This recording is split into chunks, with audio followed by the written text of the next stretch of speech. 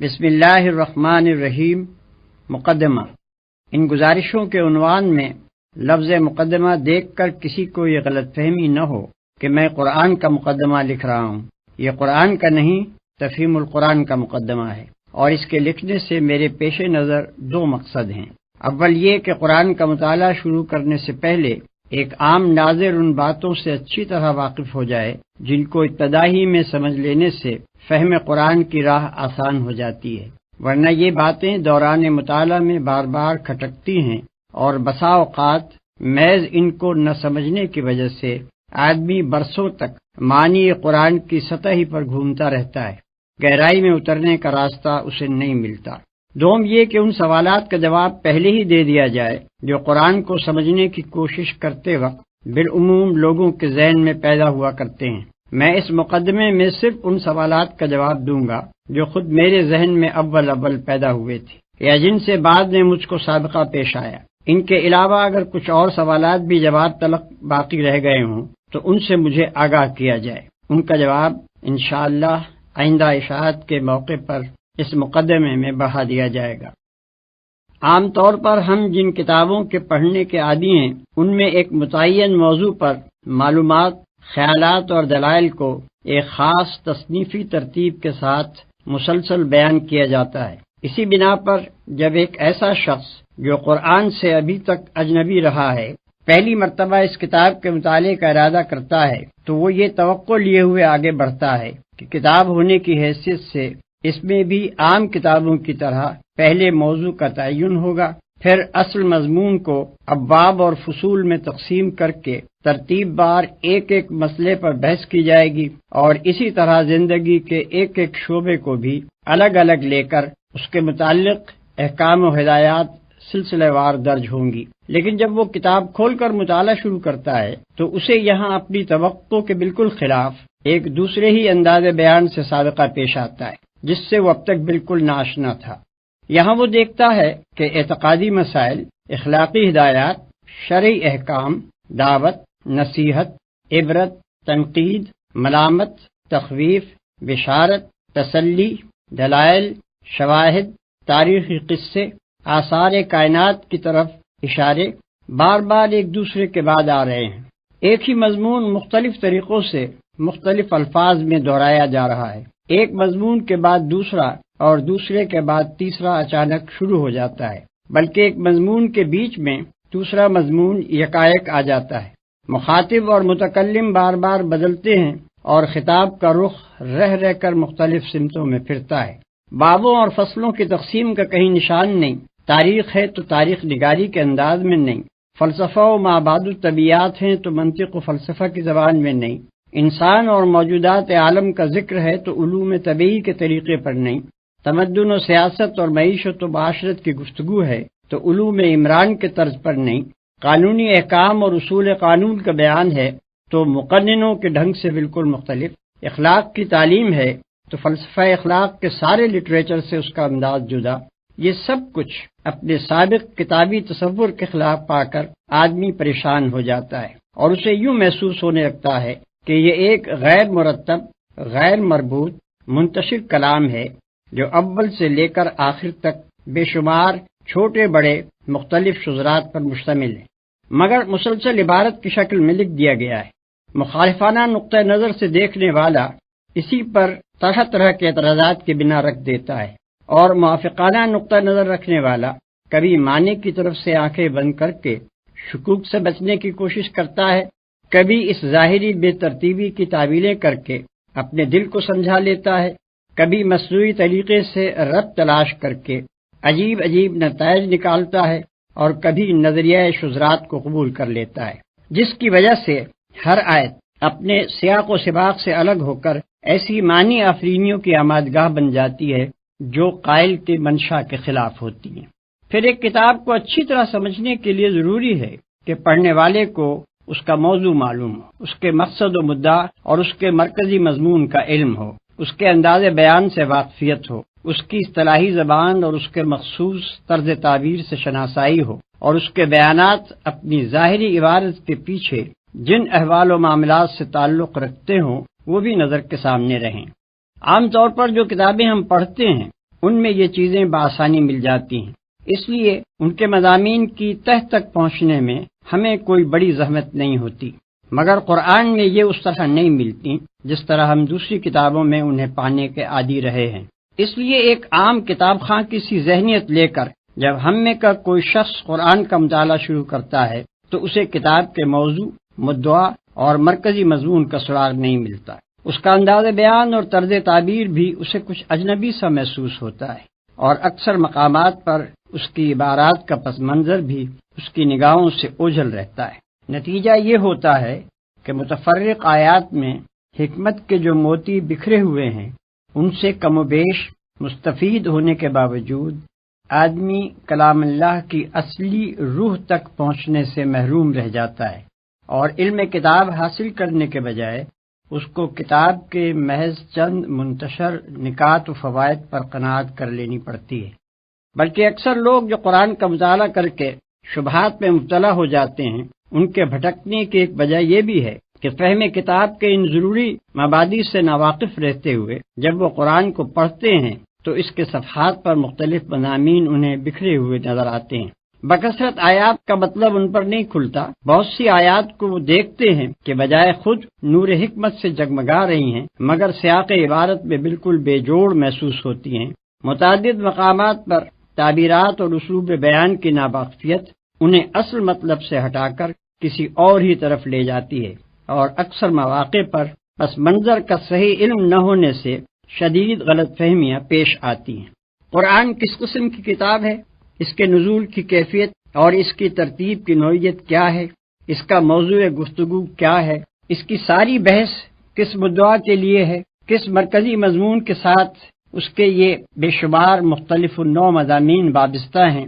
کیا طرز استدلال اور کیا طرز بیان اس نے اپنے مدعا کے لیے اختیار کیا ہے، یہ اور ایسے ہی دوسرے چند ضروری سوالات ہیں جن کا جواب صاف اور سیدھے طریقے سے اگر آدمی کو ابتدائی میں مل جائے تو وہ بہت سے خطرات سے بچ سکتا ہے، اور اس کے لیے فہم و تدبر کی راہیں کشادہ ہو سکتی ہیں۔ جو شخص قرآن میں تصنیفی ترتیب تلاش کرتا ہے اور وہاں اسے نہ پا کر کتاب کے صفحات میں بھٹکنے لگتا ہے، اس کی پریشانی کی اصل وجہ یہی ہے کہ وہ مطالعہ قرآن کے ان مبادی سے ناواقف ہوتا ہے۔ وہ اس گمان کے ساتھ مطالعہ شروع کرتا ہے کہ وہ مذہب کے موضوع پر ایک کتاب پڑھنے چلا ہے۔ مذہب کا موضوع اور کتاب، ان دونوں کا تصور اس کے ذہن میں وہی ہوتا ہے جو بالعموم مذہب اور کتاب کے متعلق ذہنوں میں پایا جاتا ہے، مگر جب وہاں اسے اپنے ذہنی تصور سے بالکل ہی مختلف ایک چیز سے سابقہ پیش آتا ہے تو وہ اپنے آپ کو اس سے مانوس نہیں کر سکتا، اور سرشتہ مضمون ہاتھ نہ آنے کے باعث بین السطور یوں بھٹکنا شروع کر دیتا ہے جیسے وہ ایک اجنبی مسافر ہے جو کسی نئے شہر کی گلیوں میں کھو گیا ہے۔ اس گم گشتگی سے وہ بچ جائے اگر اسے پہلے ہی بتا دیا جائے کہ تم جس کتاب کو پڑھنے جا رہے ہو وہ تمام دنیا کے لٹریچر میں اپنے طرز کی ایک ہی کتاب ہے۔ اس کی تصنیف دنیا کی ساری کتابوں سے مختلف طور پر ہوئی ہے، اپنے موضوع اور مضمون اور ترتیب کے لحاظ سے بھی وہ ایک نرالی چیز ہے، لہذا تمہارے ذہن کا وہ کتابی سانچہ جو اب تک کی کتب بینی سے بنا ہے اس کتاب کے سمجھنے میں تمہاری مدد نہ کرے گا بلکہ الٹا مزاحم ہوگا۔ اسے سمجھنا چاہتے ہو تو اپنے پہلے سے قائم کیے ہوئے قیاسات کو ذہن سے نکال کر اس کی عجیب خصوصیات سے شناسائی حاصل کرو۔ اس سلسلے میں سب سے پہلے ناظر کو قرآن کی اصل سے واقف ہو جانا چاہیے، وہ خواہ اس پر ایمان لائے یا نہ لائے، مگر اس کتاب کو سمجھنے کے لیے اسے نقطۂ آغاز کے طور پر اس کی وہی اصل قبول کرنی ہوگی جو خود اس نے اور اس کے پیش کرنے والے نے یعنی محمد صلی اللہ علیہ وسلم نے بیان کی ہے، اور وہ یہ ہے: ایک، خداوند عالم نے جو ساری کائنات کا خالق اور مالک اور فرماروا ہے، اپنی بے پایہ مملکت کے اس حصے میں جسے زمین کہتے ہیں انسان کو پیدا کیا، اسے جاننے اور سوچنے اور سمجھنے کی قوتیں دیں، بھلائی اور برائی کی تمیز دی، انتخاب اور ارادے کی آزادی عطا کی، تصرف کے اختیارات بخشے، اور فی الجملہ ایک طرح کی خود اختیاری آٹونومی دے کر اس زمین میں اپنا خلیفہ بنایا۔ دو، اس منصب پر انسان کو مقرر کرتے وقت خداوند عالم نے اچھی طرح اس کے کان کھول کر یہ بات اس کے ذہن نشین کر دی تھی کہ تمہارا اور تمام جہان کا مالک، معبود اور حاکم میں ہوں۔ میری سلطنت میں نہ تم خود مختار ہو نہ کسی دوسرے کے بندے ہو، اور نہ میرے سوا کوئی تمہاری اطاعت و بندگی اور پرستش کا مستحق ہے۔ دنیا کی یہ زندگی جس میں تمہیں اختیارات دے کر بھیجا جا رہا ہے، دراصل تمہارے لیے ایک امتحان کی مدت ہے، جس کے بعد تمہیں میرے پاس واپس آنا ہوگا، اور میں تمہارے کام کی جانچ کر کے فیصلہ کروں گا کہ تم میں سے کون امتحان میں کامیاب رہا ہے اور کون ناکام۔ تمہارے لیے صحیح رویہ یہ ہے کہ مجھے اپنا واحد معبود اور حاکم تسلیم کرو، جو ہدایت میں بھیجوں اس کے مطابق دنیا میں کام کرو، اور دنیا کو دارالامتحان سمجھتے ہوئے اس شعور کے ساتھ زندگی بسر کرو کہ تمہارا اصل مقصد میرے آخری فیصلے میں کامیاب ہونا ہے۔ اس کے برعکس تمہارے لیے ہر وہ رویہ غلط ہے جو اس سے مختلف ہو۔ اگر پہلا رویہ اختیار کرو گے جسے اختیار کرنے کے لیے تم آزاد ہو، تو تمہیں دنیا میں امن و اطمینان حاصل ہوگا، اور جب میرے پاس پلٹ کر آؤ گے تو میں تمہیں ابدی راحت و مسرت کا وہ گھر دوں گا جس کا نام جنت ہے۔ اور اگر کسی دوسرے رویے پر چلو گے جس پر چلنے کے لیے بھی تم کو آزادی دی ہے، تو دنیا میں تم کو فساد اور بے چینی کا مزہ چکھنا ہوگا، اور دنیا سے گزر کر عالم آخرت میں جب آؤ گے تو ابدی رنج و مصیبت کے اس گڑھے میں پھینک دیے جاؤ گے جس کا نام دوزخ ہے۔ نمبر 3، یہ فہمائش کر کے مالک کائنات نے نوع انسانی کو زمین میں جگہ دی، اور اس نوع کے اولین افراد آدم اور حوا کو وہ ہدایت بھی دے دی جس کے مطابق انہیں اور ان کی اولاد کو زمین میں کام کرنا تھا۔ یہ اولین انسان جہالت اور تاریکی کی حالت میں پیدا نہیں ہوئے تھے، بلکہ خدا نے زمین پر ان کی زندگی کا آغاز پوری روشنی میں کیا تھا۔ وہ حقیقت سے واقف تھے، انہیں ان کا قانون حیات بتا دیا گیا تھا۔ ان کا طریق زندگی خدا کی اطاعت یعنی اسلام تھا، اور وہ اپنی اولاد کو یہی بات سکھا کر گئے کہ وہ مطیع خدا مسلم بن کر رہیں۔ لیکن بعد کی صدیوں میں رفتہ رفتہ انسان اس صحیح طریقے زندگی سے منحرف ہو کر مختلف قسم کے غلط رویوں کی طرف چل پڑے۔ انہوں نے غفلت سے اس کو بھی گم کیا اور شرارت سے اس کو مسخ بھی کر ڈالا۔ انہوں نے خدا کے ساتھ زمین و آسمان کے مختلف انسانی اور غیر انسانی، خیالی اور مادی ہستیوں کو خدائی میں شریک ٹھہرا لیا۔ انہوں نے خدا کے دیے ہوئے علم حقیقت یعنی العلم میں طرح طرح کے اوہام اور نظریوں اور فلسفوں کی آمیزش کر کے بے شمار مذاہب پیدا کر لیے۔ انہوں نے خدا کے مقرر کیے ہوئے عادلانہ اصول اخلاق و تمدن شریعت کو چھوڑ کر یا بگاڑ کر اپنی خواہشات نفس اور اپنے تعصبات کے مطابق ایسے قوانین زندگی گھڑ لیے جن سے خدا کی زمین ظلم سے بھر گئی۔ نمبر 4، خدا نے جو محدود خود اختیاری انسان کو دی تھی اس کے ساتھ یہ بات مطابقت نہ رکھتی تھی کہ وہ اپنی تخلیقی مداخلت سے کام لے کر ان بگڑے ہوئے انسانوں کو زبردستی صحیح رویے کی طرف موڑ دیتا، اور اس نے دنیا میں کام کرنے کے لیے جو مہلت اس نوع کے لیے اور اس کی مختلف قوموں کے لیے مقرر کی تھی، اس کے ساتھ یہ بات بھی مطابقت نہ رکھتی تھی کہ اس بغاوت کے رونما ہوتے ہی وہ انسانوں کو ہلاک کر دیتا۔ پھر جو کام ابتدائے آفرینش سے اس نے اپنے ذمے لیا تھا وہ یہ تھا کہ انسان کی خود اختیاری کو برقرار رکھتے ہوئے اس کی مہلت عمل کے دوران میں اس کی رہنمائی کا انتظام وہ کرتا رہے گا۔ چنانچہ اپنی اس خود عائد کردہ ذمہ داری کو ادا کرنے کے لیے اس نے انسانوں ہی میں سے ایسے آدمیوں کو استعمال کرنا شروع کیا جو اس پر ایمان رکھنے والے اور اس کی رضا کی پیروی کرنے والے تھے۔ اس نے ان کو اپنا نمائندہ بنایا، اپنے پیغامات ان کے پاس بھیجے، ان کو علم حقیقت بخشا، انہیں صحیح قانون حیات عطا کیا، اور انہیں اس کام پر مامور کیا کہ بنی آدم کو اسی راہ راست کی طرف پلٹنے کی دعوت دیں جس سے وہ ہٹ گئے تھے۔ 5، یہ پیغمبر مختلف قوموں اور ملکوں میں اٹھتے رہے، ہزارہ برس تک ان کی آمد کا سلسلہ چلتا رہا، ہزارہ کی تعداد میں وہ مبعوث ہوئے۔ ان سب کا ایک ہی دین تھا، یعنی وہ صحیح رویہ جو اول روز ہی انسان کو بتا دیا گیا تھا۔ وہ سب ایک ہی ہدایت کے پیرو تھے، یعنی اخلاق و تمدن کے وہ ازلی و ابدی اصول جو آغاز ہی میں انسان کے لیے تجویز کر دیے گئے تھے، اور ان سب کا ایک ہی مشن تھا، یعنی یہ کہ اس دین اور اس ہدایت کی طرف اپنے ابنائے نو کو دعوت دیں۔ پھر جو لوگ اس دعوت کو قبول کر لیں ان کو منظم کر کے ایک ایسی امت بنائیں جو خود اللہ کے قانون کی پابند ہو، اور اس دنیا میں قانون الہی کی اطاعت قائم کرنے اور اس قانون کی خلاف ورزی روکنے کے لیے جد و جہد کرے۔ ان پیغمبروں نے اپنے اپنے دور میں اپنے اس مشن کو پوری خوبی کے ساتھ ادا کیا۔ مگر ہمیشہ یہی ہوتا رہا کہ انسانوں کی ایک کثیر تعداد تو ان کی دعوت قبول کرنے پر آمادہ ہی نہ ہوئی، اور جنہوں نے اسے قبول کر کے امت مسلمہ کی حیثیت اختیار کی وہ رفتہ رفتہ خود بگڑتے چلے گئے، حتیٰ کہ ان میں سے بعض امتیں ہدایت الہی کو بالکل ہی گم کر بیٹھیں، اور بعض نے خدا کے ارشادات کو اپنی تحریفات اور آمیزشوں سے مسخ کر دیا۔ 6۔ آخر کار خداوند عالم نے سرزمین عرب میں محمد صلی اللہ علیہ وسلم کو اسی کام کے لیے مبعوث کیا جس کے لیے پچھلے انبیاء آتے رہے تھے۔ ان کے مخاطب عام انسان بھی تھے اور پچھلے انبیاء کے بگڑے ہوئے پیرو بھی۔ سب کو صحیح رویے کی طرف دعوت دینا، سب کو اثرنو خدا کی ہدایت پہنچا دینا، اور جو اس دعوت و ہدایت کو قبول کریں انہیں ایک ایسی امت بنا دینا ان کا کام تھا جو ایک طرف خود اپنی زندگی کا نظام خدا کی ہدایت پر قائم کرے اور دوسری طرف دنیا کی اصلاح کے لیے جد و جہد کرے۔ اسی دعوت اور ہدایت کی کتاب یہ قرآن ہے جو اللہ نے محمد صلی اللہ علیہ وسلم پر نازل فرمائی۔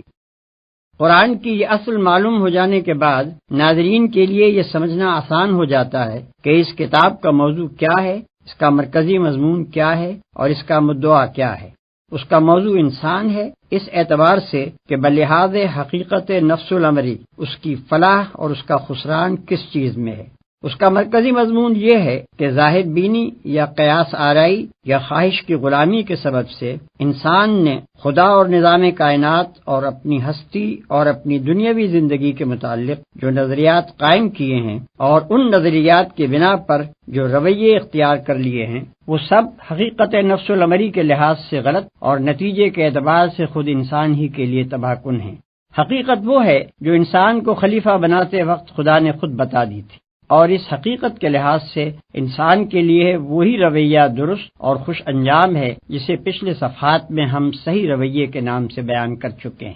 اس کا مدعا انسان کو اس صحیح رویے کی طرف دعوت دینا اور اللہ کی اس ہدایت کو واضح طور پر پیش کرنا ہے جسے انسان اپنی غفلت سے گم اور اپنی شرارت سے مسخ کرتا رہا ہے۔ ان تین بنیادی امور کو ذہن میں رکھ کر کوئی شخص قرآن کو دیکھے تو اسے صاف نظر آئے گا کہ یہ کتاب کہیں اپنے موضوع اور اپنے مدعا اور مرکزی مضمون سے بال برابر بھی نہیں ہٹی ہے۔ اول سے لے کر آخر تک اس کے مختلف نو مضامین اس کے مرکزی مضمون کے ساتھ اس طرح جڑے ہوئے ہیں جیسے ایک ہار کے چھوٹے بڑے رنگ برنگ جواہر ہار کے رشتے میں مربوط و منسلک ہوتے ہیں۔ وہ زمین و آسمان کی ساخت پر، انسان کی خلقت پر، آثار کائنات کے مشاہدات اور گزری ہوئی قوموں کے واقعات پر گفتگو کرتا ہے، مختلف قوموں کے عقائد و اخلاق اور اعمال پر تنقید کرتا ہے، مابعد الطبیعی امور و مسائل کی تشریح کرتا ہے اور بہت سی دوسری چیزوں کا ذکر بھی کرتا ہے، مگر اس لیے نہیں کہ اسے طبیعیات یا تاریخ یا فلسفے یا کسی اور فن کی تعلیم دینی ہے، بلکہ اس لیے کہ اسے حقیقت نفس الامری کے متعلق انسان کی غلط فہمیاں دور کرنی ہے، اصل حقیقت لوگوں کے ذہن نشین کرنی ہے،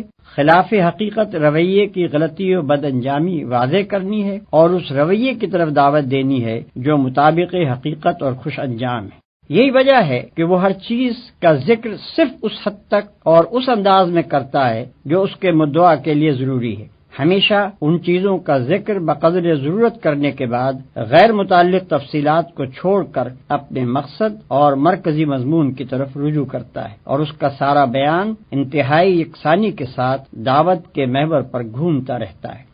مگر قرآن کے طرز بیان اور اس کی ترتیب اور اس کے بہت سے مضامین کو آدمی اس وقت تک اچھی طرح نہیں سمجھ سکتا جب تک کہ وہ اس کی کیفیت نزول کو بھی اچھی طرح نہ سمجھ لے۔ یہ قرآن اس نوعیت کی کتاب نہیں ہے کہ اللہ تعالیٰ نے بیک وقت اسے لکھ کر محمد صلی اللہ علیہ وسلم کو دے دیا ہو اور کہہ دیا ہو کہ اسے شائع کر کے لوگوں کو ایک خاص رویہ زندگی کی طرف بلائیں۔ نیز یہ اس نوعیت کی کتاب بھی نہیں ہے کہ اس میں مصنفانہ انداز پر کتاب کے موضوع اور مرکزی مضمون کے متعلق بحث کی گئی ہو۔ یہی وجہ ہے کہ اس میں نہ تصنیفی ترتیب پائی جاتی ہے اور نہ کتابی اسلوب۔ دراصل اس کی نوعیت یہ ہے کہ اللہ تعالیٰ نے عرب کے شہر مکہ میں اپنے ایک بندے کو پیغمبری کی خدمت کے لیے منتخب کیا اور اسے حکم دیا کہ اپنے شہر اور اپنے قبیلے یعنی قریش سے دعوت کی ابتدا کرے۔ یہ کام شروع کرنے کے لیے آغاز میں جن ہدایات کی ضرورت تھی صرف وہی دی گئیں اور وہ زیادہ تر 3 مضمونوں پر مشتمل تھیں۔ ایک، پیغمبر کو اس امر کی تعلیم کہ وہ خود اپنے آپ کو اس عظیم الشان کام کے لیے کس طرح تیار کریں اور کس طرز پر کام کریں۔ دوسرے، حقیقت نفس الامری کے متعلق ابتدائی معلومات اور حقیقت کے بارے میں ان غلط فہمیوں کی مجمل تردید جو گرد و پیش کے لوگوں میں پائی جاتی تھیں، جن کی وجہ سے ان کا رویہ غلط ہو رہا تھا۔ تیسرے، صحیح رویے کی طرف دعوت اور ہدایت الہی کے ان بنیادی اصول اخلاق کا بیان جن کی پیروی میں انسان کے لیے فلاح و سعادت ہے۔ شروع کے یہ پیغامات ابتدائے دعوت کی مناسبت سے چند چھوٹے چھوٹے مختصر بولوں پر مشتمل ہوتے تھے، جن کی زبان نہایت شستہ، نہایت شیریں، نہایت پر اثر اور مخاطب قوم کے مذاق کے مطابق بہترین ادبی رنگ لیے ہوئے ہوتی تھی، تاکہ دلوں میں یہ بول تیر و نشتر کی طرح پیوست ہو جائیں، کان خود بخود ان کے ترنم کی وجہ سے ان کی طرف متوجہ ہوں، اور زبانیں ان کے حسن تناسب کی وجہ سے بے اختیار ہو کر انہیں دہرانے لگیں۔ پھر ان میں مقامی رنگ بہت زیادہ تھا، اگرچہ بیان تو کی جا رہی تھیں عالمگیر صداقتیں، مگر ان کے لیے دلائل و شواہد اور مثالیں اس قریب ترین ماحول سے لی گئی تھیں جس سے مخاطب لوگ اچھی طرح مانوس تھے۔ انہی کی تاریخ، انہی کی روایات، انہی کے روزمرہ مشاہدے میں آنے والے آثار اور انہی کی اعتقادی و اخلاقی اور اجتماعی خرابیوں پر ساری گفتگو تھی تاکہ وہ اس سے اثر لے سکیں۔ دعوت کا یہ ابتدائی مرحلہ تقریباً 4-5 سال تک جاری رہا، اور اس مرحلے میں نبی صلی اللہ علیہ وسلم کی تبلیغ کا رد عمل 3 صورتوں میں ظاہر ہوا۔ 1، چند صالح آدمی اس دعوت کو قبول کر کے امت مسلمہ بننے کے لیے تیار ہو گئے۔ 2، ایک کثیر تعداد جہالت یا خود غرضی یا آبائی طریقے کی محبت کے سبب سے مخالفت پر آمادہ ہو گئی۔ 3، مکے اور قریش کی حدود سے نکل کر اس نئی دعوت کی آواز نسبتاً زیادہ وسیع حلقے میں پہنچنے لگی۔ یہاں سے اس دعوت کا دوسرا مرحلہ شروع ہوتا ہے، اور اس مرحلے میں اسلام کی اس تحریک اور پرانی جاہلیت کے درمیان ایک سخت جاگسر کشمکش برپا ہوئی، جس کا سلسلہ 8-9 سال تک چلتا رہا۔ نہ صرف مکے میں، نہ صرف قبیلہ قریش میں، بلکہ عرب کے بیشتر حصوں میں بھی جو لوگ پرانی جاہلیت کو برقرار رکھنا چاہتے تھے، وہ اس تحریک کو بزور مٹا دینے پر تل گئے۔ انہوں نے اسے دبانے کے لیے سارے حربے استعمال کر ڈالے، جھوٹا پروپیگنڈا کیا، الزامات اور شبہات اور اعتراضات کی بوچھاڑ کی، عوام الناس کے دلوں میں طرح طرح کی وسوسہ اندازیاں کی، ناواقف لوگوں کو نبی صلی اللہ علیہ وسلم کی بات سننے سے روکنے کی کوششیں کی، اسلام قبول کرنے والوں پر نہایت وحشیانہ ظلم و ستم ڈھائے، ان کا معاشی اور معاشرتی مقاطع کیا، اور ان کو اتنا تنگ کیا کہ ان میں سے بہت سے لوگ 2 دفعہ اپنے گھر چھوڑ کر حبش کی طرف ہجرت کرنے پر مجبور ہوئے، اور بالآخر تیسری مرتبہ ان سب کو مدینے کی طرف ہجرت کرنی پڑی۔ لیکن اس شدید اور روز افزوں مزاحمت کے باوجود یہ تحریک پھیلتی چلی گئی۔ مکے میں کوئی خاندان اور کوئی گھر ایسا نہ رہا جس کے کسی نہ کسی فرد نے اسلام قبول نہ کر لیا ہو۔ بیشتر مخالفین اسلام کی دشمنی میں شدت اور تلخی کی وجہ یہی تھی کہ ان کے اپنے بھائی، بھتیجے، بیٹے، بیٹیاں، بہنیں اور بہنوئی دعوت اسلام کے نہ صرف پیرو بلکہ جانثار حامی ہو گئے تھے، اور ان کے اپنے دل و جگر کے ٹکڑے ہی ان سے برسر پیکار ہونے کو تیار تھے۔ پھر لطف یہ ہے کہ جو لوگ پرانی جاہلیت سے ٹوٹ کر اس نوخیز تحریک کی طرف آ رہے تھے، وہ پہلے بھی اپنی سوسائٹی کے بہترین لوگ سمجھے جاتے تھے، اور اس تحریک میں شامل ہونے کے بعد وہ اتنے نیک، اتنے راست باز اور اتنے پاکیزہ اخلاق کے انسان بن جاتے تھے کہ دنیا اس دعوت کی برتری محسوس کیے بغیر رہ نہیں سکتی تھی جو ایسے لوگوں کو اپنی طرف کھینچ رہی تھی اور انہیں یہ کچھ بنا رہی تھی۔ اس طویل اور شدید کشمکش کے دوران میں اللہ تعالی حسب موقع اور حسب ضرورت اپنے نبی پر ایسے پرجوش خطبے نازل کرتا رہا جن میں دریا کی سی روانی، سیلاب کی سی قوت اور تیز و تند آگ کی سی تاثیر تھی۔ ان خطبوں میں ایک طرف اہل ایمان کو ان کے ابتدائی فرائض بتائے گئے، ان کے اندر جماعتی شعور پیدا کیا گیا، انہیں تقوی اور فضیلت اخلاق اور پاکیزگی سیرت کی تعلیم دی گئی، ان کو دین حق کی تبلیغ کے طریقے بتائے گئے، کامیابی کے وعدوں اور جنت کی بشارتوں سے ان کی ہمت بندھائی گئی، انہیں صبر و ثبات اور بلند حوصلگی کے ساتھ اللہ کی راہ میں جد و جہد کرنے پر ابھارا گیا، اور فداکاری کا ایسا زبردست جوش اور ولولہ ان میں پیدا کیا گیا کہ وہ ہر مصیبت جھیل جانے اور مخالفت کے بڑے سے بڑے طوفانوں کا مقابلہ کرنے کے لیے تیار ہو گئے۔ دوسری طرف مخالفین اور راہ راست سے منہ موڑنے والوں اور غفلت کی نیند سونے والوں کو ان قوموں کے انجام سے ڈرایا گیا جن کی تاریخ سے وہ خود واقف تھے۔ ان تباہ شدہ بستیوں کے آثار سے عبرت دلائی گئی جن کے کھنڈروں پر سے شب و روز اپنے سفروں میں ان کا گزر ہوتا تھا۔ توحید اور آخرت کی دلیلیں ان کھلی کھلی نشانیوں سے دی گئیں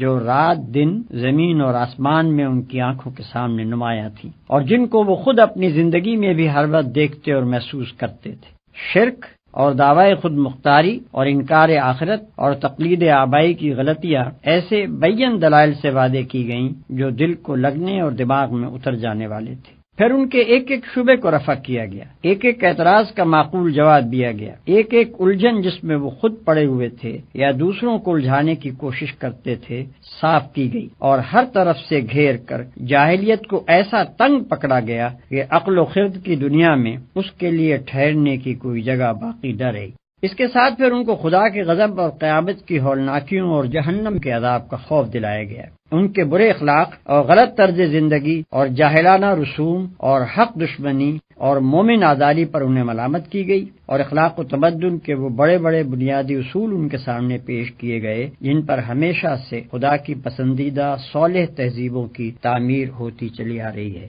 یہ مرحلہ بجائے خود مختلف منزلوں پر مشتمل تھا، جن میں سے ہر منزل میں دعوت زیادہ وسیع ہوتی گئی، جد و جہد اور مزاحمت زیادہ سخت ہوتی گئی، مختلف عقائد اور مختلف طرز عمل رکھنے والے گروہوں سے سابقہ پیش آتا گیا، اور اسی کے مطابق اللہ کی طرف سے آنے والے پیغامات میں مضامین کا تنوع بڑھتا گیا۔ یہ ہے قرآن مجید کی مکی صورتوں کا پس منظر۔ مکے میں اس تحریک کو اپنا کام کرتے ہوئے 13 سال گزر چکے تھے کہ یکایک مدینے میں اس کو ایک ایسا مرکز بہم پہنچ گیا جہاں اس کے لیے یہ ممکن ہو گیا کہ عرب کے تمام حصوں سے اپنے پیرووں کو سمیٹ کر ایک جگہ اپنی طاقت مجتمع کر لے۔ چنانچہ نبی صلی اللہ علیہ وسلم اور بیشتر متبعین اسلام ہجرت کر کے مدینے پہنچ گئے۔ اس طرح یہ دعوت تیسرے مرحلے میں داخل ہوئی۔ اس مرحلے میں حالات کا نقشہ بالکل بدل گیا۔ امت مسلمہ ایک باقاعدہ ریاست کی بنا ڈالنے میں کامیاب ہو گئی۔ پرانی جاہلیت کے علمبرداروں سے مسلح مقابلہ شروع ہوا۔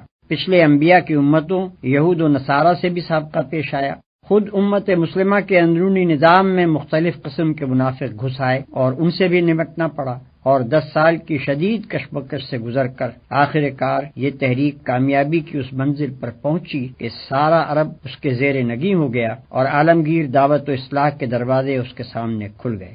اس مرحلے کی بھی مختلف منزلیں تھیں، اور ہر منزل میں اس تحریک کی مخصوص ضرورتیں تھیں۔ ان ضرورتوں کے مطابق اللہ تعالیٰ کی طرف سے ایسی تقریریں نبی صلی اللہ علیہ وسلم پر نازل ہوتی رہیں جن کا انداز کبھی آتشی خطابت کا، کبھی شاہانہ فرامین و احکام کا، کبھی معلمانہ درس و تعلیم کا، اور کبھی مصلحانہ افہام و تفہیم کا ہوتا تھا۔ ان میں بتایا گیا کہ جماعت اور ریاست اور مدنیت صالحہ کی تعمیر کس طرح کی جائے، زندگی کے مختلف شعبوں کو کن اصول و ضوابط پر قائم کیا جائے، منافقین سے کیا سلوک ہو، ذمی کافروں سے کیا برتاؤ ہو، اہل کتاب سے تعلقات کی کیا نوعیت رہے، برسر جنگ دشمنوں اور معاہد قوموں کے ساتھ کیا طرز عمل اختیار کیا جائے، اور منظم اہل ایمان کا یہ گروہ دنیا میں خداوند عالم کی خلافت کے فرائض انجام دینے کے لیے اپنے آپ کو کس طرح تیار کرے۔ ان تقریروں میں ایک طرف مسلمانوں کی تعلیم و تربیت کی جاتی تھی، ان کی کمزوریوں پر تنبیہ کی جاتی تھی، ان کو راہ خدا میں جان و مال سے جہاد کرنے پر ابھارا جاتا تھا، ان کو شکست اور فتح،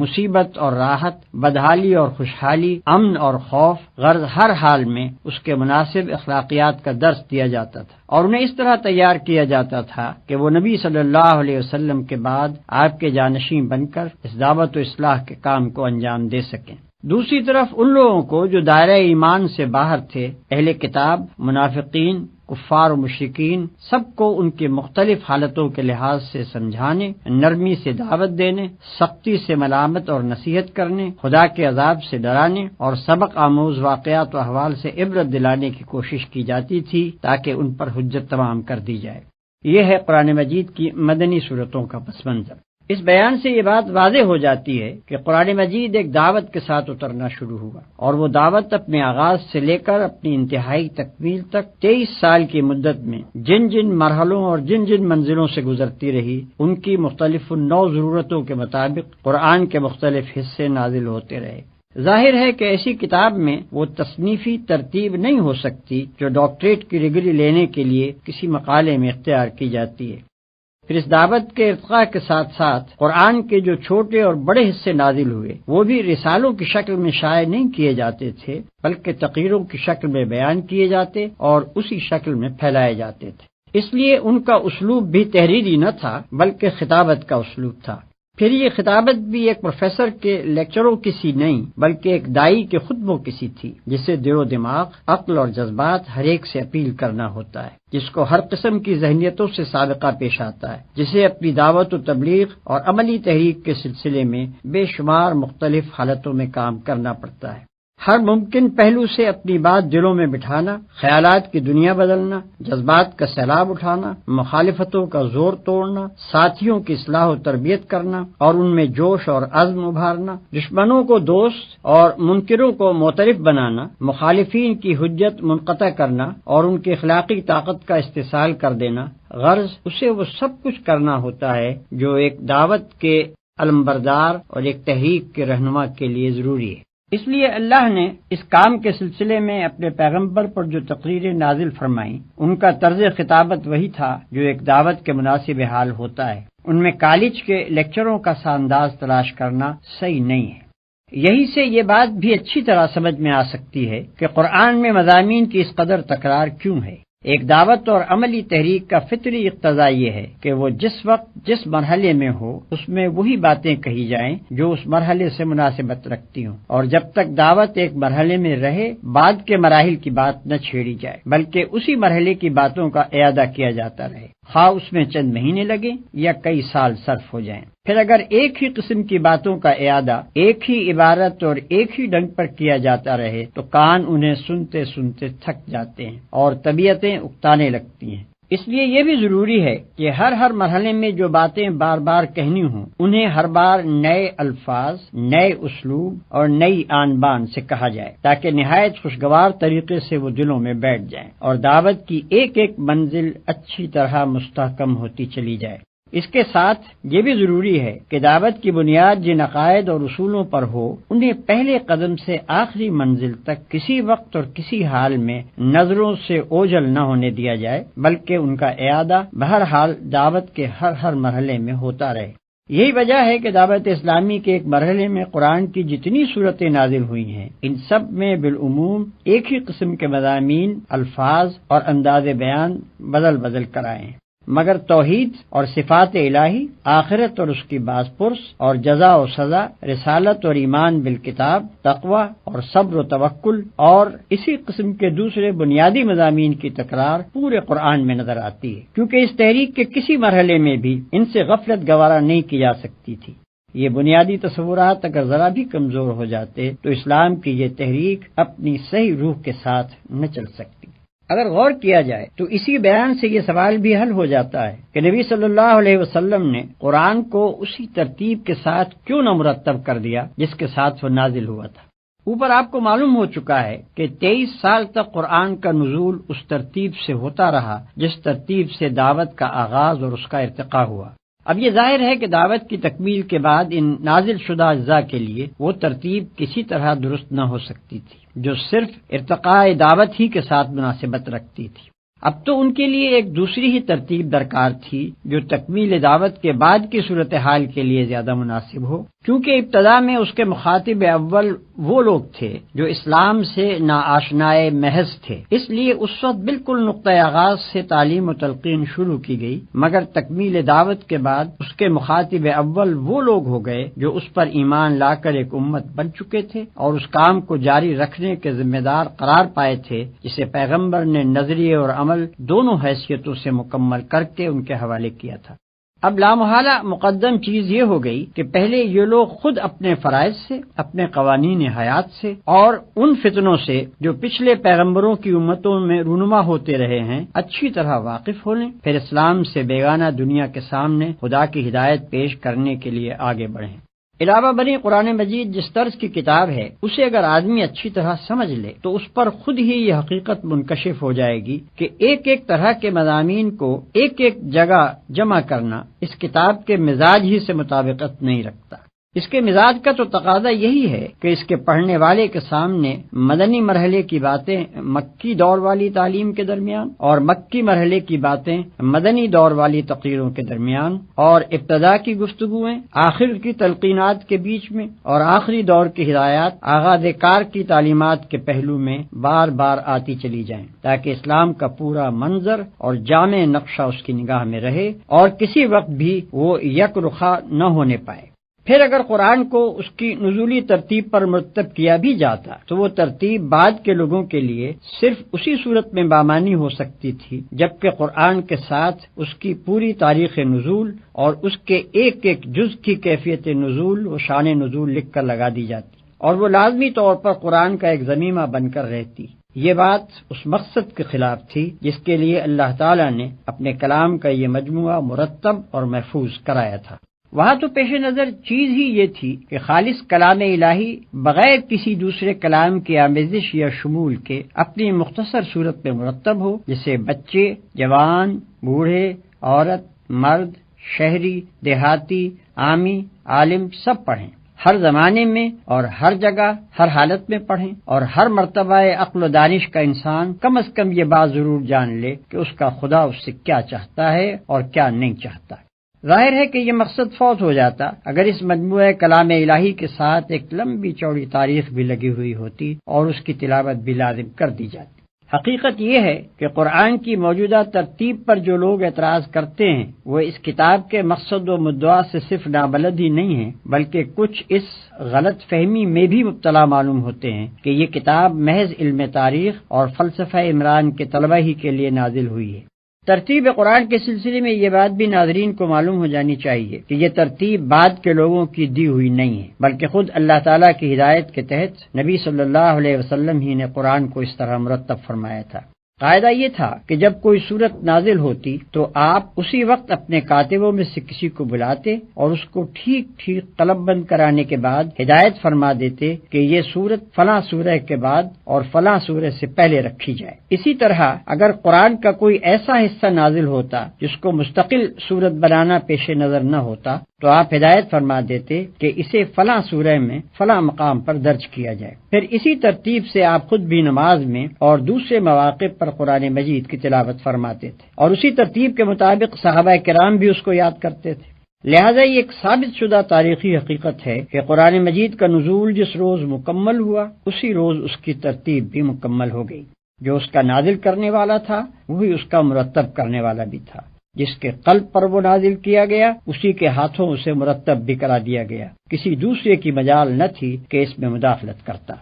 چونکہ نماز ابتدائی سے مسلمانوں پر فرض تھی اور واضح رہے کہ 5 وقتہ نماز تو بعثت کے کئی سال بعد فرض ہوئی، لیکن نماز بجائے خود اول روز ہی سے فرض تھی۔ اسلام کی کوئی سات کبھی ایسی نہیں گزری ہے جس میں نماز فرض نہ ہو، اور تلاوت قرآن کو نماز کا ایک ضروری جز قرار دیا گیا تھا۔ اس لیے نزول قرآن کے ساتھ ہی مسلمانوں میں حفظ قرآن کا سلسلہ جاری ہو گیا، اور جیسے جیسے قرآن اترتا گیا مسلمان اس کو یاد بھی کرتے چلے گئے۔ اس طرح قرآن کی حفاظت کا انحصار صرف کھجور کے ان پتوں اور ہڈی اور جھلی کے ان ٹکڑوں ہی پر نہ تھا جن پر نبی صلی اللہ علیہ وسلم اپنے کاتبوں سے اس کو قلم بند کرایا کرتے تھے، بلکہ وہ اترتے ہی 20 پھر سینکڑوں پھر ہزاروں پھر لاکھوں دلوں پر نقش ہو جاتا تھا، اور کسی شیطان کے لیے اس کا امکان ہی نہ تھا کہ اس میں ایک لفظ کا بھی رد و بدل کر سکے۔ نبی صلی اللہ علیہ وسلم کی وفات کے بعد جب عرب میں ارتداد کا طوفان اٹھا اور اس کے فرو کرنے کے لیے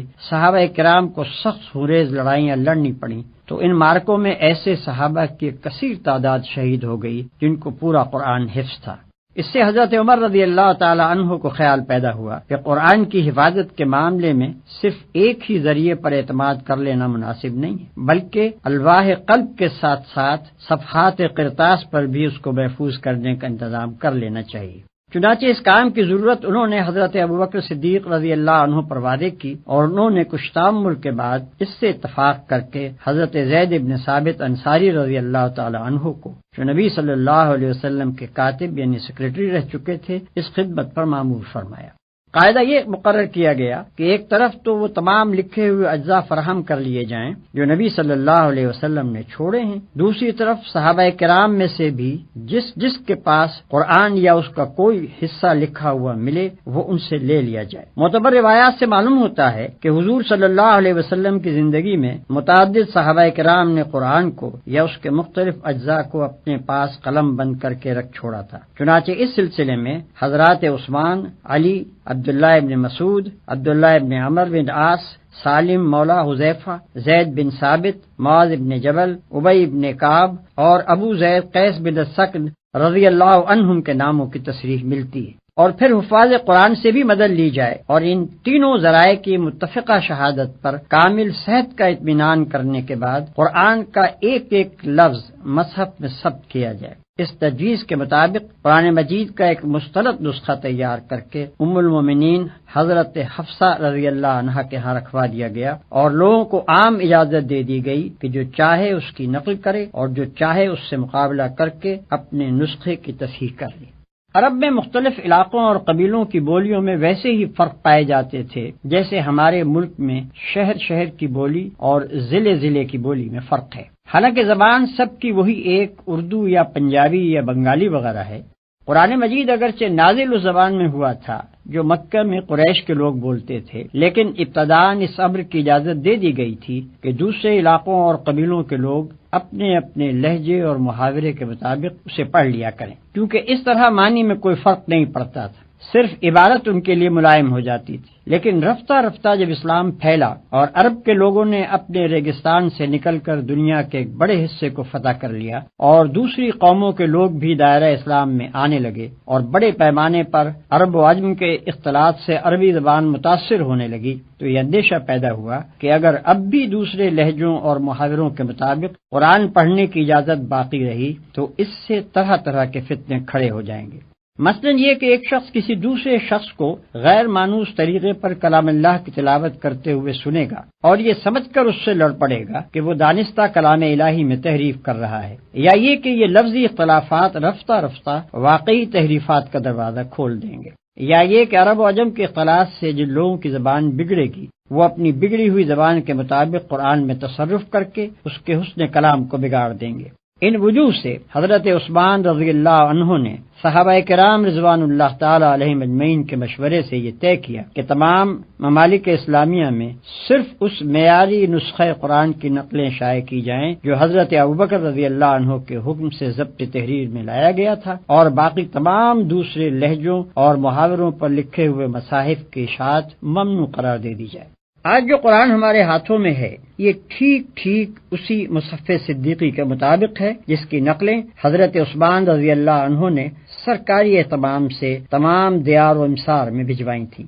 اس وقت بھی دنیا میں متعدد مقامات پر قرآن کے وہ مستند نسخے موجود ہیں۔ کسی کو اگر قرآن کی محفوظیت میں ذرہ برابر بھی شک ہو تو وہ اپنا اطمینان اس طرح کر سکتا ہے کہ مغربی افریقہ میں کسی کتاب فروش سے قرآن کا ایک نسخہ خریدے اور جاوا میں کسی حافظ سے زبانی قرآن سن کر اس کا مقابلہ کرے، اور پھر دنیا کی بڑی بڑی لائبریریوں میں حضرت عثمان غنی رضی اللہ عنہ کے وقت سے لے کر آج تک مختلف صدیوں کے لکھے ہوئے جو مصاحف رکھے ہیں ان سے اس کا تقابل کر لے۔ اگر کسی حرف یا شوشے کا فرق وہ پائے تو اس کا فرض ہے کہ دنیا کو اس سب سے بڑے تاریخی انکشاف سے ضرور مطلع کرے۔ کوئی شک نواز قرآن کے منزل من اللہ ہونے میں شک کرنا چاہے تو کر سکتا ہے، لیکن یہ بات کہ جو قرآن ہمارے ہاتھ میں ہے یہ بلا کسی کمی بیشی کے ٹھیک وہی قرآن ہے جو محمد رسول اللہ صلی اللہ علیہ وسلم نے دنیا کے سامنے پیش کیا تھا، یہ تو ایک ایسی تاریخی حقیقت ہے جس میں کسی شک کی گنجائش ہی نہیں ہے۔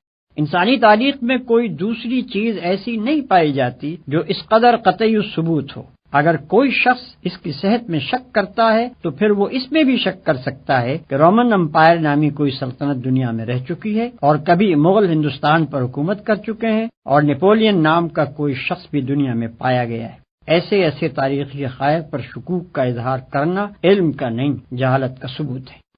قرآن ایک ایسی کتاب ہے جس کی طرف دنیا میں بے شمار انسان بے شمار مقاصد لے کر رجوع کرتے ہیں۔ ان سب کی ضروریات اور اغراض کو پیش نظر رکھ کر کوئی مشورہ دینا آدمی کے لیے ممکن نہیں ہے۔ طالبوں کے اس ہجوم میں مجھ کو صرف ان لوگوں سے دلچسپی ہے جو اس کو سمجھنا چاہتے ہیں اور یہ معلوم کرنے کے خواہش مند ہیں کہ یہ کتاب انسان کے مسائل زندگی میں اس کی کیا رہنمائی کرتی ہے۔ ایسے لوگوں کو میں یہاں طریقے مطالعہ قرآن کے بارے میں کچھ مشورے دوں گا اور کچھ ان مشکلات کو حل کرنے کی کوشش کروں گا جو بالعموم انسان کو اس معاملے میں پیش آتی ہیں۔ کوئی شخص چاہے قرآن پر ایمان رکھتا ہو یا نہ رکھتا ہو، بہرحال اگر وہ اس کتاب کو فی الواقع سمجھنا چاہتا ہے تو اولین کام اسے یہ کرنا چاہیے کہ اپنے ذہن کو پہلے سے قائم کیے ہوئے تصورات اور نظریات سے اور موافقانہ یا مخالفانہ اغراض سے جس حد تک ممکن ہو خالی کر لے اور سمجھنے کا خالص مقصد لے کر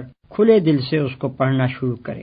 جو لوگ چند مخصوص قسم کے خیالات ذہن میں لے کر اس کتاب کو پڑھتے ہیں وہ اس کی سطروں کے درمیان اپنے ہی خیالات پڑھتے چلے جاتے ہیں، قرآن کی ان کو ہوا بھی نہیں لگنے پاتی۔ یہ طریق مطالعہ کسی کتاب کو پڑھنے کے لیے بھی صحیح نہیں ہے، مگر خصوصیت کے ساتھ قرآن تو اس طرز کے پڑھنے والوں کے لیے اپنے معنی کے دروازے کھولتا ہی نہیں۔ پھر جو شخص میں سرسری سی واقفیت بہم پہنچانا چاہتا ہو اس کے لیے تو شاید ایک دفعہ پڑھ لینا کافی ہو جائے، لیکن جو اس کی گہرائیوں میں اترنا چاہے اس کے لیے 2-4 دفعہ کا پڑھنا بھی کافی نہیں ہو سکتا۔ اس کو بار بار پڑھنا چاہیے، ہر مرتبہ ایک خاص ڈھنگ سے پڑھنا چاہیے اور ایک طالب علم کی طرح پینسل اور کاپی ساتھ لے کر بیٹھنا چاہیے تاکہ ضروری نکات نوٹ کرتا جائے۔ اس طرح جو لوگ پڑھنے پر آمادہ ہوں ان کو کم از کم 2 مرتبہ پورے قرآن کو صرف اس غرض کے لیے پڑھنا چاہیے کہ ان کے سامنے بحیثیت مجموعی وہ پورا نظام فکر و عمل آ جائے جسے یہ کتاب پیش کرنا چاہتی ہے۔ اس ابتدائی مطالعے کے دوران میں وہ قرآن کے پورے منظر پر ایک جامع نظر حاصل کرنے کی کوشش کریں اور یہ دیکھتے جائیں کہ یہ کتاب کیا بنیادی تصورات پیش کرتی ہے اور پھر ان تصورات پر کس قسم کا نظام زندگی تعمیر کرتی ہے۔ اس اثناء میں اگر کسی مقام پر کوئی سوال ذہن میں کھٹکے تو اس پر وہیں اسی وقت کوئی فیصلہ نہ کر بیٹھیں بلکہ اسے نوٹ کر لیں اور صبر کے ساتھ آگے مطالعہ جاری رکھیں۔ اغلب یہ ہے کہ آگے کہیں نہ کہیں انہیں اس کا جواب مل جائے گا۔ اگر جواب مل جائے تو اپنے سوال کے ساتھ اسے نوٹ کر لیں، لیکن اگر پہلے مطالعے کے دوران میں انہیں اپنے کسی سوال کا جواب نہ ملے تو صبر کے ساتھ دوسری بار پڑھیں۔ میں اپنے تجربے کی بنا پر یہ کہتا ہوں کہ دوسری بار کے غیر مطالعے میں شاذ و نادر ہی کوئی سوال جواب طلب باقی رہ جاتا ہے۔ اس طرح قرآن پر ایک جامع نظر حاصل کر لینے کے بعد تفصیلی مطالعے کی ابتدا کرنی چاہیے۔ اس سلسلے میں ناظر کو تعلیمات قرآن کا ایک ایک پہلو ذہن نشین کر کے نوٹ کرتے جانا چاہیے۔ مثلاً وہ اس بات کو سمجھنے کی کوشش کرے کہ انسانیت کا کون سا نمونہ ہے جسے قرآن پسندیدہ قرار دیتا ہے اور کس نمونے کے انسان اس کے نزدیک مبغوض و مردود ہیں۔ اس مضمون کو اچھی طرح اپنی گرفت میں لانے کے لیے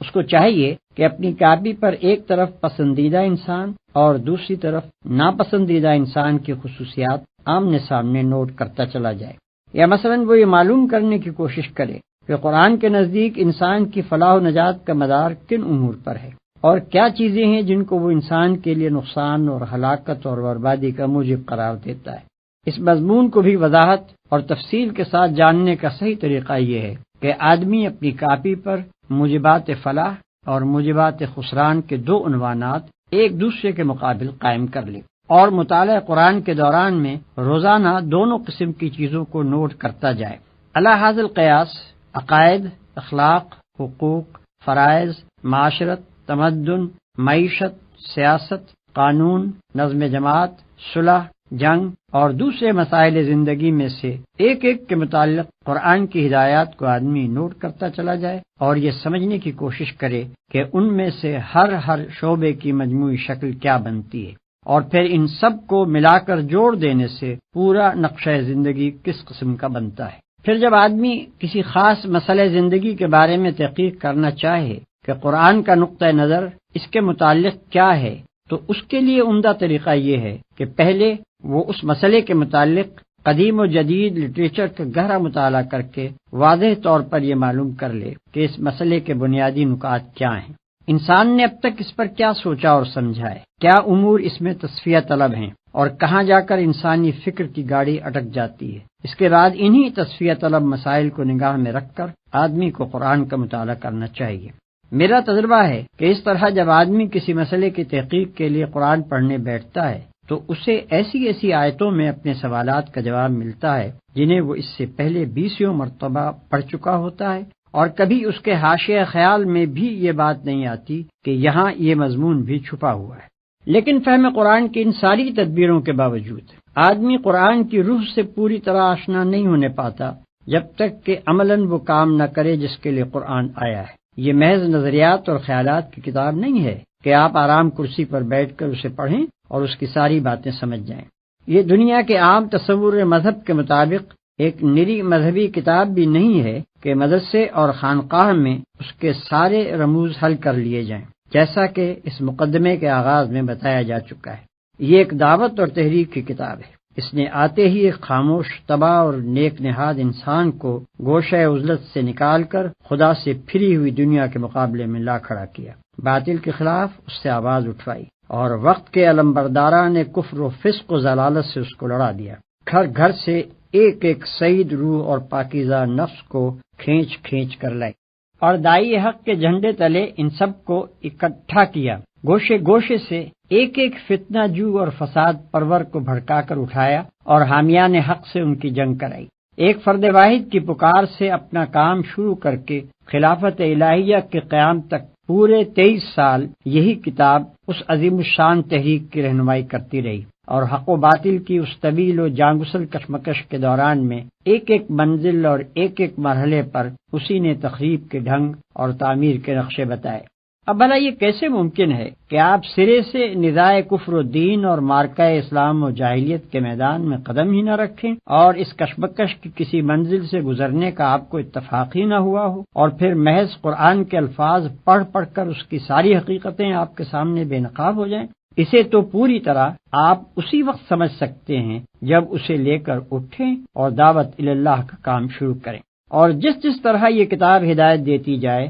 اس طرح قدم اٹھاتے چلے جائیں۔ تب وہ سارے تجربات آپ کو پیش آئیں گے جو نزول قرآن کے وقت پیش آئے تھے۔ مکے اور حبش اور طائف کی منزلیں بھی آپ دیکھیں گے، اور بدر و احد سے لے کر حنین اور تبوک تک کے مراحل بھی آپ کے سامنے آئیں گے۔ ابو جہل اور ابو لہب سے بھی آپ کو واسطہ پڑے گا، منافقین اور یہود بھی آپ کو ملیں گے، اور سابقین اولین سے لے کر مؤلفۃ القلوب تک سبھی طرح کے انسانی نمونے آپ دیکھ بھی لیں گے اور برت بھی لیں گے۔ یہ ایک اور ہی قسم کا سلوک ہے جس کو میں سلوک قرآنی کہتا ہوں۔ اس سلوک کی شان یہ ہے کہ اس کی جس جس منزل سے آپ گزرتے جائیں گے، قرآن کی کچھ آیتیں اور صورتیں خود سامنے آ کر آپ کو بتاتی چلی جائیں گی کہ وہ اسی منزل میں اتری تھیں اور یہ ہدایت لے کر آئی تھیں۔ اس وقت یہ تو ممکن ہے کہ لغت اور نحو اور معنی اور بیان کے کچھ نکات سالک کی نگاہ سے چھپے رہ جائیں، لیکن یہ ممکن نہیں ہے کہ قرآن اپنی روح کو اس کے سامنے بے نقاب کرنے سے بخل برت جائے۔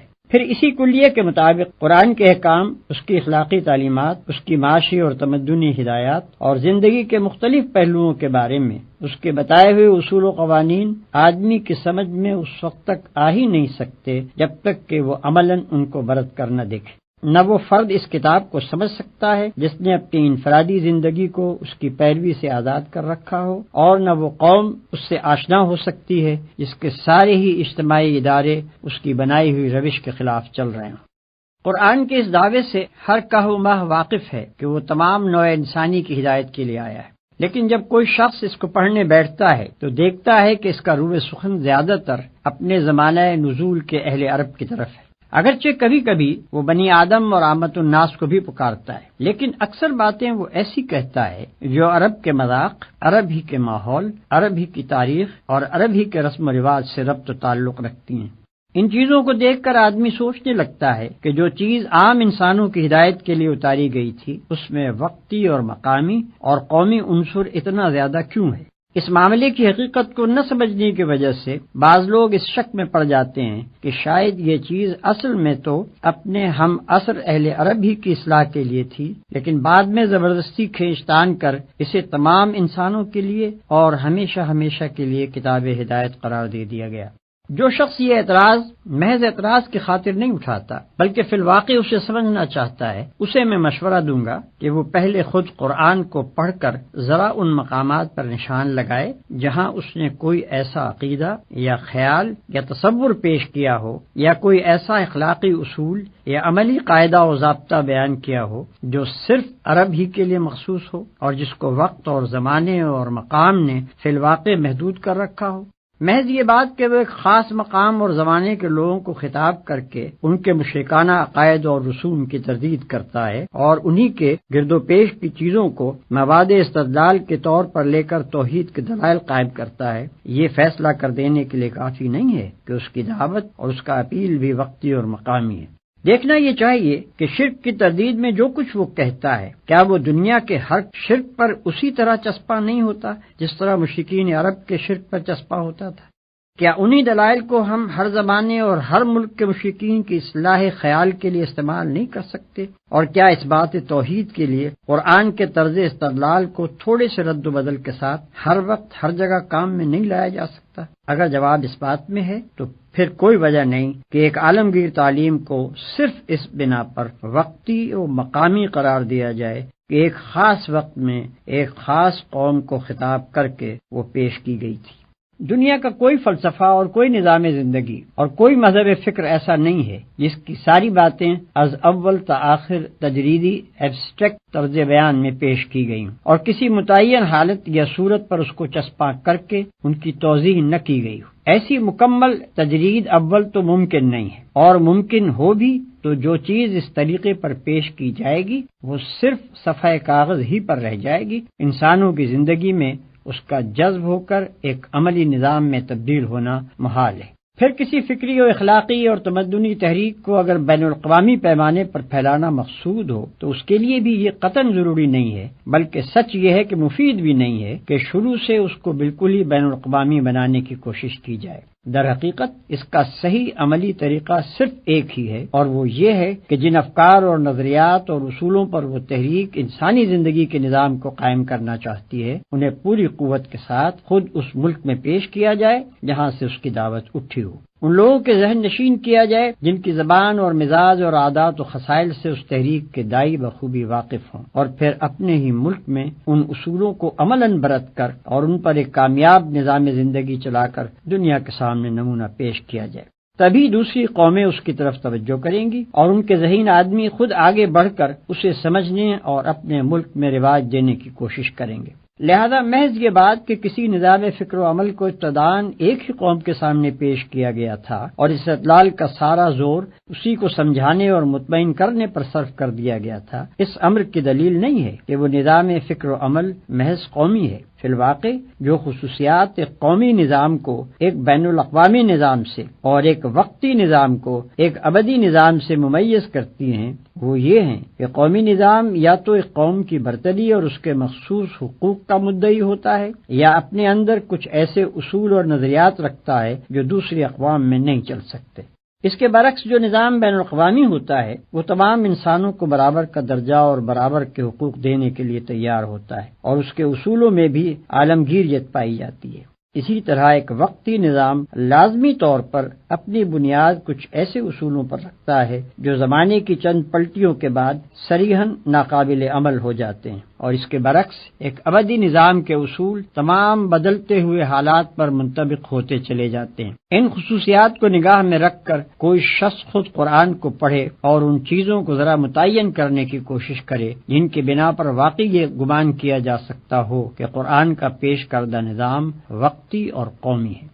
قرآن کے متعلق یہ بات بھی ایک عام ناظر کے کان میں پڑی ہوئی ہوتی ہے کہ یہ ایک مفصل ہدایت نامہ اور ایک کتاب عین ہے، مگر جب وہ اسے پڑھتا ہے تو اس میں معاشرت اور تمدن اور سیاست اور معیشت وغیرہ کے تفصیلی احکام و ضوابط اس کو نہیں ملتے، بلکہ وہ دیکھتا ہے کہ نماز اور زکوٰۃ جیسے فرائض کے متعلق بھی جن پر قرآن بار بار اس قدر زور دیتا ہے اس نے کوئی ایسا ضابطہ تجویز نہیں کیا ہے جس میں تمام ضروری احکام کی تفصیل درج ہو۔ یہ چیز بھی آدمی کے ذہن میں خلجان پیدا کرتی ہے کہ آخر یہ کس معنی میں ہدایت نامہ ہے۔ اس معاملے میں ساری الجھن صرف اس لیے پیدا ہوتی ہے کہ آدمی کی نگاہ سے حقیقت کا ایک پہلو بالکل اوجھل رہ جاتا ہے، یعنی یہ کہ خدا نے صرف کتاب ہی نازل نہیں کی تھی بلکہ ایک پیغمبر بھی مبعوث فرمایا تھا۔ اگر اصل اسکیم یہ ہو کہ بس ایک نقشہ تعمیر لوگوں کو دے دیا جائے اور لوگ اس کے مطابق خود عمارت بنا لیں تو اس صورت میں بلا شبہ تعمیر کے ایک ایک جز کی تفصیل ہم کو ملنی چاہیے، لیکن جب تعمیری ہدایات کے ساتھ ایک انجینئر بھی سرکاری طور پر مقرر کر دیا جائے اور وہ ان ہدایات کے مطابق ایک عمارت بنا کر کھڑی کر دے تو پھر انجینئر اور اس کی بنائی ہوئی عمارت کو نظر انداز کر کے صرف نقشے ہی میں تمام جزیات کی تفصیل تلاش کرنا اور پھر اسے نہ پا کر نقشے کی ناتمامی کا شکوہ کرنا غلط ہے۔ قرآن جزیات کی کتاب نہیں ہے بلکہ اصول اور کلیات کی کتاب ہے۔ اس کا اصل کام یہ ہے کہ نظام اسلامی کی فکری اور اخلاقی بنیادوں کو پوری وضاحت کے ساتھ نہ صرف پیش کرے بلکہ عقلی استدلال اور جذباتی اپیل دونوں کے ذریعے سے خوب مستحکم بھی کر دے۔ اب رہی اسلامی زندگی کی عملی صورت، تو اس معاملے میں وہ انسان کی رہنمائی اس طریقے سے نہیں کرتا کہ زندگی کے ایک ایک پہلو کے متعلق تفصیلی ضابطے اور قوانین بتائے، بلکہ وہ ہر شعبہ زندگی کے حدود اربع بتا دیتا ہے اور نمایاں طور پر چند گوشوں میں سنگ نشان کھڑے کر دیتا ہے جو اس بات کا تعین کر دیتے ہیں کہ اللہ تعالیٰ کی مرضی کے مطابق ان شعبوں کی تشکیل و تعمیر کن خطوط پر ہونی چاہیے۔ ان ہدایات کے مطابق عملاً اسلامی زندگی کی صورت گری کرنا نبی صلی اللہ علیہ وسلم کا کام تھا۔ انہیں معمور ہی اس لیے کیا گیا تھا کہ دنیا کو اس انفرادی سیرت و کردار اور اس معاشرے اور ریاست کا نمونہ دکھا دیں جو قرآن کے دیے ہوئے اصولوں کی عملی تعبیر و تفسیر ہو۔ ایک اور سوال جو بالعموم لوگوں کے ذہن میں کھٹکتا ہے وہ یہ ہے کہ ایک طرف تو قرآن ان لوگوں کی انتہائی مذمت کرتا ہے جو کتاب اللہ کے آ جانے کے بعد تفرقے اور اختلاف میں پڑ جاتے ہیں اور اپنے دین کے ٹکڑے کر ڈالتے ہیں، اور دوسری طرف قرآن کے احکام کی تعبیر و تفسیر میں صرف متاخرین ہی نہیں، ائمہ اور تابعین اور خود صحابہ تک کے درمیان اتنے اختلافات پائے جاتے ہیں کہ شاید کوئی ایک بھی احکامی آیت ایسی نہ ملے گی جس کی ایک تفسیر بالکل متفق علیہ ہو۔ کیا یہ سب لوگ اس مذمت کے مصداق ہیں جو قرآن میں وارد ہوئی ہیں؟ اگر نہیں تو پھر وہ کون سا تفرقہ و اختلاف ہے جس سے قرآن منع کرتا ہے؟ یہ ایک نہایت وسیع الاطراف مسئلہ ہے جس پر مفصل بحث کرنے کا یہ موقع نہیں ہے۔ یہاں قرآن کے ایک عامی طالب علم کی الجھن دور کرنے کے لیے صرف اتنا اشارہ کافی ہے کہ قرآن اس صحت بخش اختلاف رائے کا مخالف نہیں ہے جو دین میں متفق اور اسلامی نظام جماعت میں متحد رہتے ہوئے محض احکام و قوانین کی تعبیر میں مخلصانہ تحقیق کی بنا پر کیا جائے، بلکہ وہ مذمت اس اختلاف کی کرتا ہے جو نفسانیت اور کج نگاہی سے شروع ہو اور فرقہ بندی و نزاع باہمی تک نوبت پہنچا دے۔ یہ دونوں قسم کے اختلاف نہ اپنی حقیقت میں یکساں ہیں اور نہ اپنے نتائج میں ایک دوسرے سے کوئی مشابہت رکھتے ہیں کہ دونوں کو ایک ہی لکڑی سے ہانک دیا جائے۔ پہلی قسم کا اختلاف تو ترقی کی جان اور زندگی کی روح ہے، وہ ہر اس سوسائٹی میں پایا جائے گا جو عقل و فکر رکھنے والے لوگوں پر مشتمل ہو۔ اس کا پایا جانا زندگی کی علامت ہے اور اس سے خالی صرف وہی سوسائٹی ہو سکتی ہے جو ذہین انسانوں سے نہیں بلکہ لکڑی کے کندوں سے مرکب ہو۔ رہا دوسری قسم کا اختلاف تو ایک دنیا جانتی ہے کہ اس نے جس گروہ میں بھی سر اٹھایا اس کو پراگندہ کر کے چھوڑا، اس کا رونما ہونا صحت کی نہیں بلکہ مرض کی علامت ہے اور اس کے نتائج کبھی کسی امت کے حق میں بھی مفید نہیں ہو سکتے۔ ان دونوں قسم کے اختلافات کا فرق واضح طور پر یوں سمجھیے کہ ایک صورت تو وہ ہے جس میں خدا اور رسول کی اطاعت پر جماعت کے سب لوگ متفق ہوں، احکام کا ماخذ بھی بالاتفاق قرآن و سنت کو مانا جائے، اور پھر دو عالم کسی جزوی مسئلے کی تحقیق میں یا دو قاضی کسی مقدمے کے فیصلے میں ایک دوسرے سے اختلاف کریں، مگر ان میں سے کوئی بھی نہ تو اس مسئلے کو اور اس میں اپنی رائے کو مدار دین بنائے اور نہ اس سے اختلاف کرنے والے کو دین سے خارج قرار دے، بلکہ دونوں اپنے اپنے دلائل دے کر اپنی حد تک تحقیق کا حق ادا کر دے، اور یہ بات رائے عام پر یا اگر عدالتی مسئلہ ہو تو ملک کی آخری عدالت پر یا اگر اجتماعی معاملہ ہو تو نظام جماعت پر چھوڑ دیں کہ وہ دونوں رائےوں میں سے جس کو چاہیں قبول کریں یا دونوں کو جائز رکھیں۔ دوسری صورت یہ ہے کہ اختلاف سرے سے دین کی بنیادوں ہی میں کر ڈالا جائے، یا یہ کہ کوئی عالم یا صوفی یا مفتی یا متکلم یا لیڈر کسی ایسے مسئلے میں جس کو خدا اور رسول نے دین کا بنیادی مسئلہ قرار نہیں دیا تھا ایک رائے اختیار کرے اور خواہ مخواہ کھینچتان کر اس کو دین کا بنیادی مسئلہ بنا ڈالے، اور پھر جو اس سے اختلاف کرے اس کو خارج از دین و ملت قرار دے، اور اپنے حامیوں کا ایک جتھا بنا کر کہے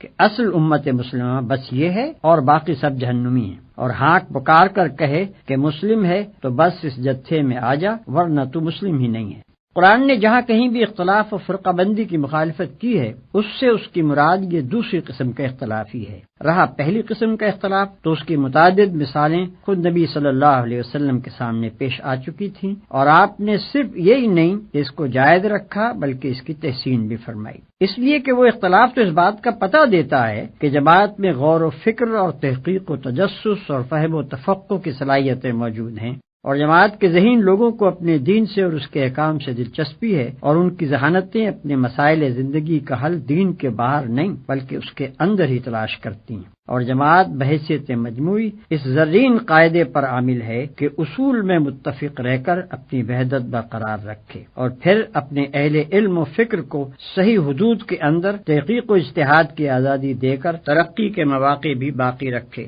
ھذا ما عندی والعلم عند اللہ علیہ توکلت و الیہ انیب۔ اس مقدمے میں تمام ان مسائل کا استقصاء کرنا میرے پیش نظر نہیں ہے جو مطالعہ قرآن کے دوران میں ایک ناظر کے ذہن میں پیدا ہوتے ہیں، اس لیے کہ ان سوالات کا بیشتر حصہ ایسا ہے جو کسی نہ کسی آیت یا سورت کے سامنے آنے پر ذہن کو کھٹکتا ہے، اور اس کا جواب تفہیم القرآن میں برسر موقع دے دیا گیا ہے۔ لہذا ایسے سوالات کو چھوڑ کر میں نے یہاں صرف ان جامع مسائل سے بحث کی ہے جو بحیثیت مجموعی پورے قرآن سے تعلق رکھتے ہیں۔ ناظرین کرام سے میری درخواست ہے کہ صرف اس مقدمے کو دیکھ کر ہی اس کے تشنا ہونے کا فیصلہ نہ کر دیں، بلکہ پوری کتاب کو دیکھنے کے بعد اگر ان کے ذہن میں کچھ سوالات جواب طلب باقی رہ جائیں یا کسی سوال کے جواب کو وہ ناکافی پائیں تو مجھے اس سے مطلع فرمائیں۔